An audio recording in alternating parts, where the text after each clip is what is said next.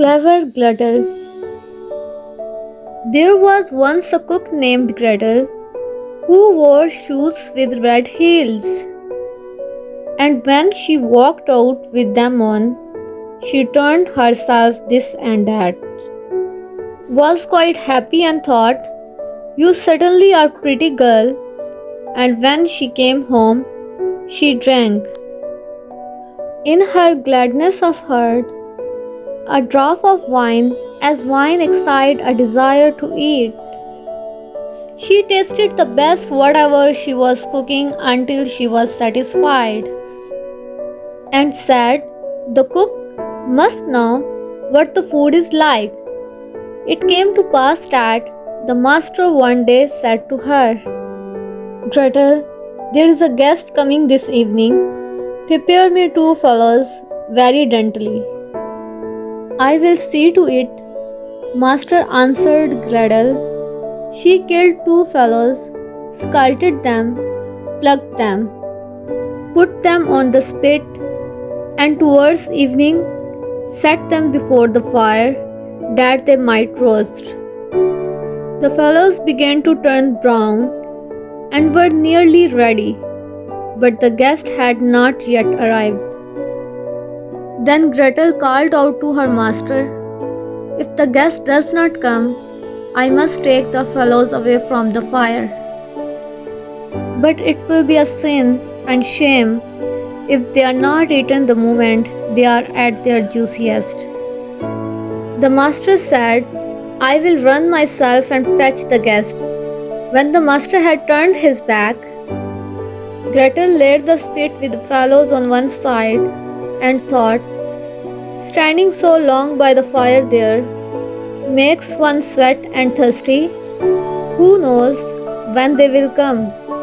Meanwhile, I will run into the cellar and take a drink." She ran down, set a jug, said, "God bless it for you, Gretel," and took a good drink, and thought that wine should flow on and should not be interrupted, and took yet another hearty draught. Then she went and put the fellows down again to the fire. They stirred them and dropped the spit merely around, but as the roast meat smelt so good, Gretel thought, "Something might be wrong, it ought to be tasted." She touched it with her finger and said, "Ah, how good fellows are! It certainly is a sin and a shame that they are not eaten at the right time."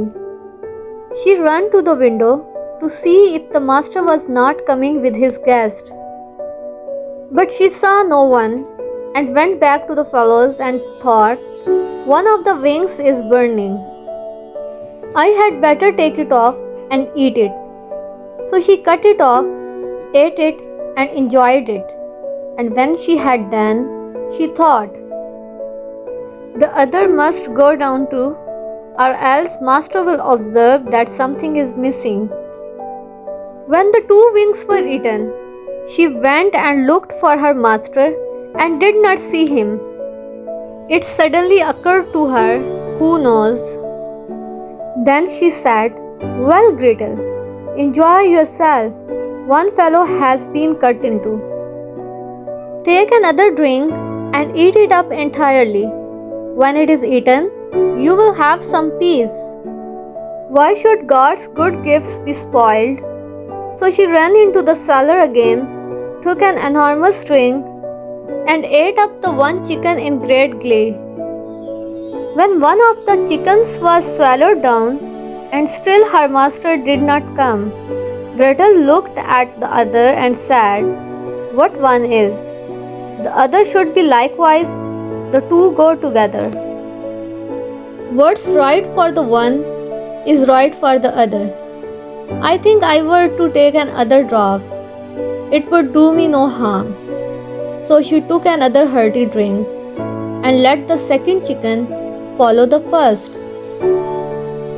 While she was making the most of it, her master came and cried, "Hurry up, Gretel. The guest is coming directly after me." "Yes, sir, I will soon serve up," answered Gretel, Meantime, the master looked to see that the table was properly laid and took the great knife wherewith he was going to carve the chickens and sharpened it on the steps. Presently, the guest came and knocked politely and courteously at the house door. Gretel ran and looked to see who was there, and when she saw the guest, she put her finger to her lips and said, "Hush, hush, go away as quickly as you can. If my master catches you, it will be the worse for you. He certainly did ask you to supper, but his intention is to cut off your 2 ears. Just listen how he is sharpening the knife for it." The guest heard the sharpening and hurried down the steps again as fast as he could. Gretel was not idle. She ran screaming to her master and cried, "You have invited a fine guest." "Why, Gretel? What do you mean by that?" "Yes," she said, "he has taken the chickens which I was just going to serve up off the dish and has run away with them." "That's a nice trick," said her master, and lamented the fine chickens. "If he had but left me one, so that something remained for me to eat." He called to him to stop, but the guest pretended not to hear. Then he ran after him with the knife still in his hand, crying, just one," meaning that the guest should leave him just one chicken and not take both. The guest, however, thought no otherwise than that he was to give up one of his ears and ran if fire were burning under him in order to take them both with them.